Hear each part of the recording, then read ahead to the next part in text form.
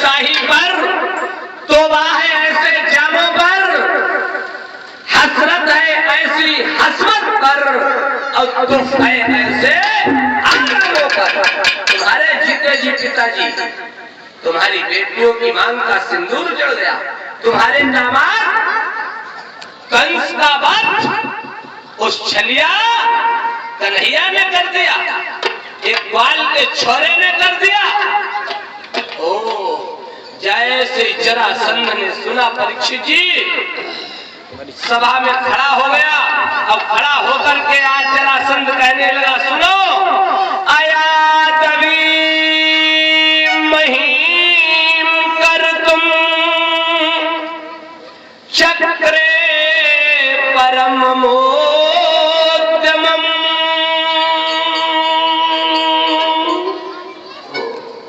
बहुत अच्छा वर्णन। अयादवीम महीम कर तुम, महीम मैंने पृथ्वी को, अयादवीम आपने नहीं यादवीम, यादवों से हीन कर दूंगा, चक्रे परम उद्यमम ऐसा उद्यम करूंगा, ऐसा उपाय करूंगा, ऐसा प्रयास करूंगा, सारी पृथ्वी को यादवों से परीक्षित जी थोड़ी बहुत सेना लेकर के नहीं, 23 अक्षौहिणी सेना लेकर के तुरंत इसने मथुरा पर चढ़ाई कर दी। ध्यान देना, एक अक्षौहिणी की गिनती हम गिना रहे, 21,870 रथ परीक्षित जी, 21,870 हाथी, 65,610 घुड़सवार और 1,09,350 पैदल। ध्यान देना, 21,870 सज्जनों हाथी रथ, 21,870 हाथी और इसके 3 गुना 65,610 घुड़सवार और 21,870 के 5 गुना 1,09,350 पैदल।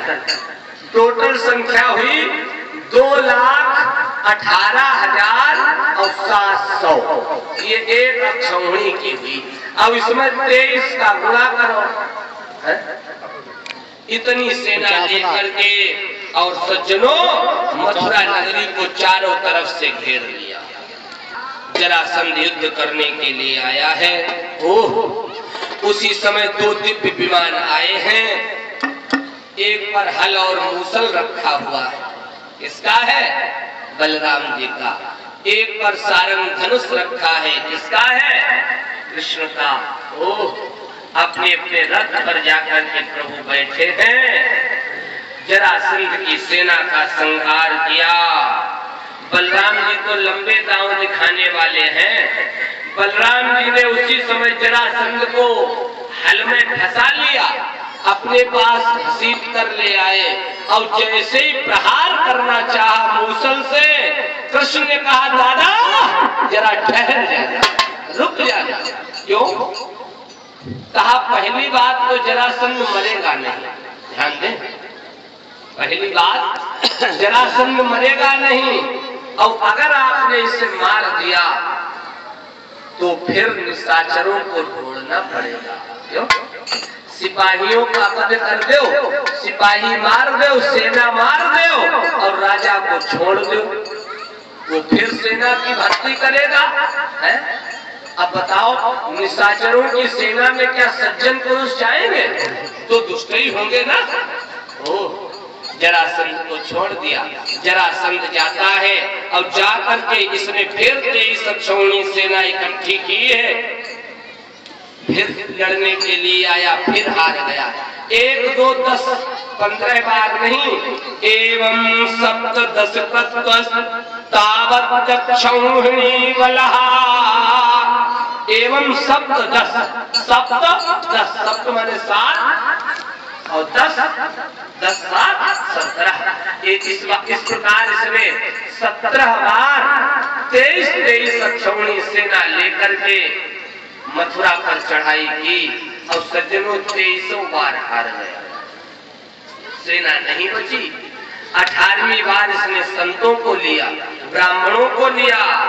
कवियों ने लिखा, इस तरह धावा किए उसने 17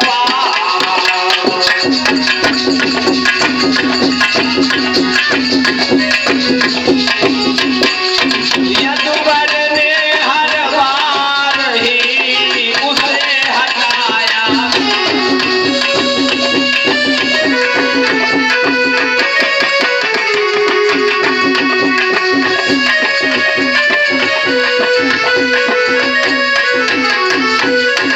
यदुवर ने उसे हर बार सेना मार करके भगा दिया। 18वीं बार अष्टादश संग्रामे आगामिनी तदंतरो। 18वीं बार संतों और ब्राह्मणों को लेकर के चला। इधर कालेवन 3 करोड़ म्लेच्छों की सेना लेकर चला। नारद जी मिले, कहाँ जा रहे? क्यों? बोले लड़ने वाला ढूंढ रहे हो। जैसे कहा लड़ने वाला ढूंढ रहे, नारद ने उसे भी पढ़ाया, चले जाओ, कन्हैया बड़ा बलवान हो गया है? 17 बार जरासंध की सेना को परास्त कर चुका है, जाओ जाकर के अरिष्ट दे जाए। देखो नारद ने ये नहीं कहा जाओ जाके मर जाओ जाए ना। ऐसी कथा है मेरे मित्रों। उसी समय भगवान ने देखा काले बना रहा, अपने भैया बलराम से मंत्रणा की और मंत्रणा करने के बाद इति सम्मंत्र भगवान दुर्गम 12 योजनम अंतः समुद्रे नगरम कृष्णाद्भुतम चीकरत। इति सम्मंत्र ऐसी मंत्रणा करके 12 योजना। देवराज इंद्र ने सुधर्मा नाम की सभा को भेजा, पांचाल दक्ष भेजा। मथुरा वासियों को भगवान ने योग माया के सहारे उठा करके और सभी को द्वारिका भेज दिया। सुबह सभी लोग उठे, किसी ने जाने नहीं पाया हम मथुरा में हैं कि द्वारिका। इधर कालेवन वृक्षों की सेना लेकर के आया। भगवान ने बलराम को इशारा किया, क्यों? इनकी सेना से तुम निपटना। भगवान निकल करके आए। कालेवन ने देखा, लाओ कन्हैया को जाकर पकड़ ले। भगवान वहां से आगे आगे भाग खड़े हुए, पीछे पीछे कालेवन और आगे आगे भगवान कहाँ पहुँचे? धौलागिरी की खोह में जा पहुँचे गोपाल।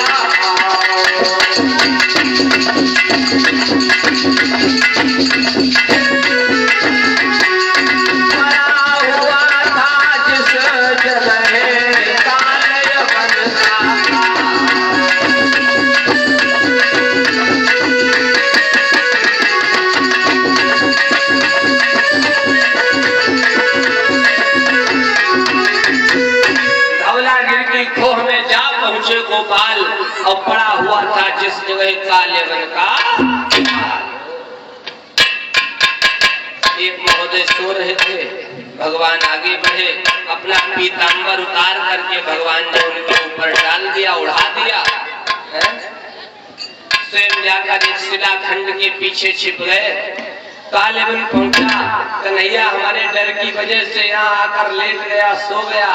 जाकर के पद का प्रहार किया। ओह, जैसे पद का प्रहार किया है, सोते हुए महोदय की आंखें खुली, उठकर बैठ गए। आंखों के द्वारा दिव्य तेज निकला। कालेवन जल करके और जो जल करके राख हुआ है सज्जनों, ऐसी कथा है, ऐसा वर्णन है। भगवान निकल करके आए।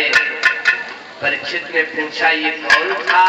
बोले साइक्ष्वाक कुले जातो मानधातृतनयो महान मुचकुंद इति ख्यातो ब्रह्मण्यः सत्य संगरः।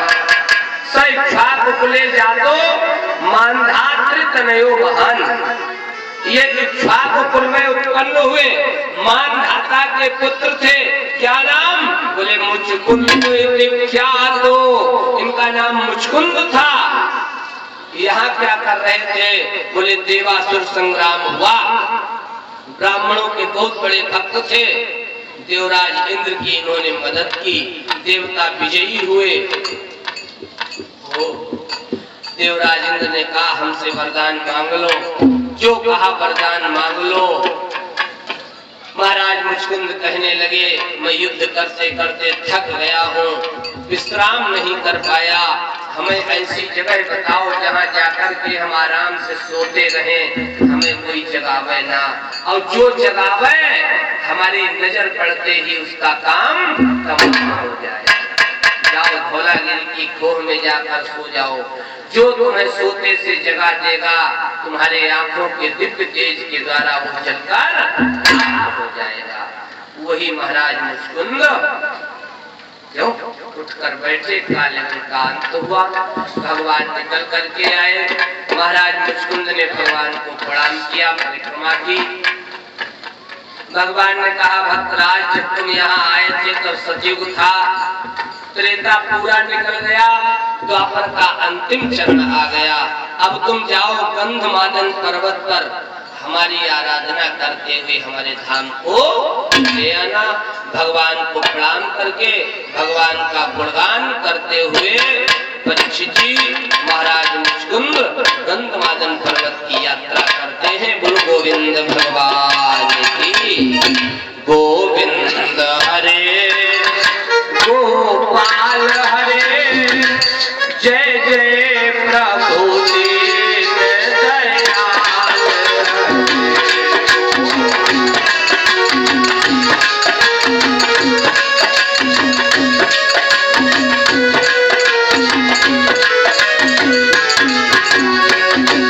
गोविंद हरे गोपाल हरे, बोले सभी लोग।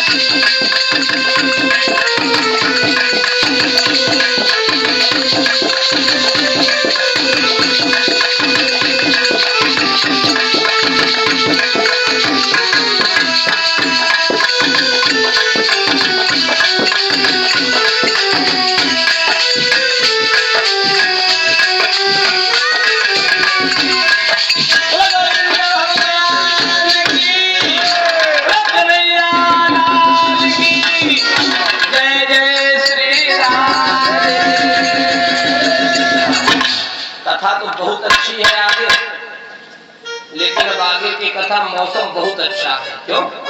तो हम ये सोचते हैं मौसम भी अच्छा और कथा भी अच्छी, तो हम सोचते फिर अच्छे समय में ही सुनाई जाए।